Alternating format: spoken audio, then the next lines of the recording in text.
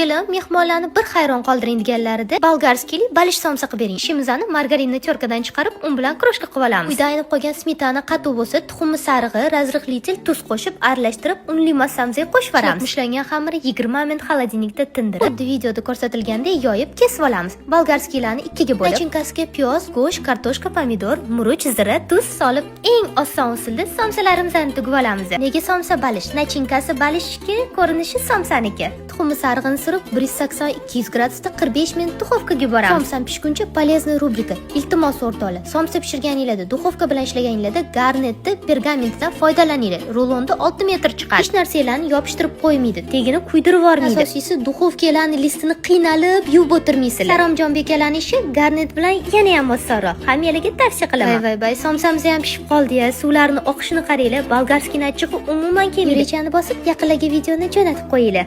Mazasiga gap bo'lish mumkin emas, olinglar.